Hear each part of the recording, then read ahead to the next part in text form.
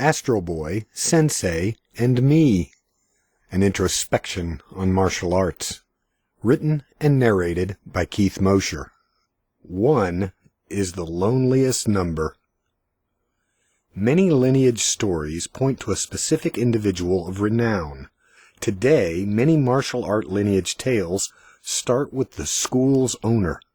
They are the person of note, and it begins and ends with them. If you search the website of one of the schools mentioned earlier, you cannot find any lineage details. In fact, you cannot even find a rank for the primary individual. This is an increasingly common practice. Someone gets a little training here, a little there, accomplishes some notable feats, and then goes on to open a school. This is not necessarily bad. Some people are natural teachers and have amazing skills. Their notoriety in a movie or some other feat is an excellent calling card and makes the acquisition of students easy. They probably had people begging them to teach long before they opened a school. This does rub up against a few things. People with select natural abilities may never be able to impart those skills unless they happen upon someone with the same inborn talents. We all watch those internet videos of someone doing something astounding, knowing our bodies will never let us do that. It is a great siren call. But to what end? That is an individual skill not likely to be repeated. Still, that exceptional person may be able to teach something to others. We could almost put Bruce Lee in this category. He had amazing abilities, some of which were virtues of birth. Fortunately, he did have a lineage, which provided some structure. He did study Wing Chun. However, he also made deliberate attempt to set Wing Chun aside and cast himself as the masthead. What Sijo Lee promoted was himself. His school and arts lineage begins with him. To his good graces and fortune, he surrounded himself with exceptional artists who helped support and continue that promotion. I put Guro Dan Inosanto at the top of the list. It is fair to argue Guro Inosanto has become a superior martial artist to Sijo Lee. He is perhaps not as strong or as fast. He certainly does not have the same self-promotional drive nor the grand movie presence. Granted, we lost Bruce Lee early. We have no way of knowing what he would have become. As his lineage starts with him, likewise his teachings end at his demise. Guro truly picked up the mantle. He more than continued what Sijo Lee started, he added to it and enhanced it. Moreover, Guro makes a strong effort at lineage and origin histories. He is one of the finest martial art historians, at least for some arts. He knows names and understands where things come from and why. He can teach a traditional technique and its modern variations. With tradition, there is structure, a foundation. With a strong foundation, modern variation becomes more firmly rooted.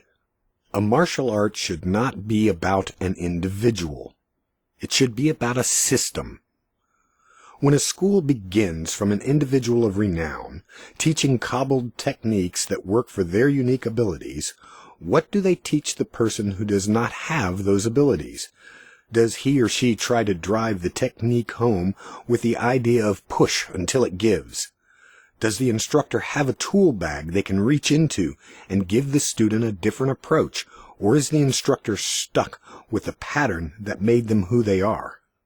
This is not to suggest these schools are inherently poor, but they do grow out of a narrow framework. The foundation is limited. Pulling together different techniques from different styles is a good thing. Adding diversity helps the practitioners and the arts to grow. Clearly, styles are the result of this.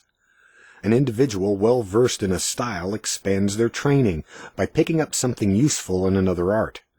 They begin teaching the blend and give the style a name, just as someone versed in white crane taught their techniques to someone versed in snake boxing, and thus we have Wing Chun, or so the stories go. Mr. Spock would remind us again, infinite diversity in infinite combinations. Even these stories suggest a deep base knowledge exists before the outside techniques are added. There is initially a strong base system. Long traditional lineages suggest systems molded over time by many people. Each new molding brings a new body of capabilities to the catalog of techniques. It is evolution at its best. The foundation is broad, providing an answer for almost every physical ability and every physical inability. Systems provide diverse answers. It is like a car or any other system. Quartermaster Q builds the coolest hot rod for hundreds of miles around. It is a one-off. There is no other like it, and no other car can do what it does. You cannot go out and buy that car. Moreover, you probably cannot drive it the way James Bond does. Q built it knowing Bond's preferences and abilities. Instead, you buy a car model built by many people, owned by many people, evolved over time to become a good driving system. This or that type of car feels better to you. It fits you. Judo did not fit well when I was young, a tiny kid trying to drive a tractor-trailer truck while more suited to a mini-bike. We are all attracted to the extraordinary, individuals with skills resulting from hard work but also some quality of birth, abilities rarely repeatable.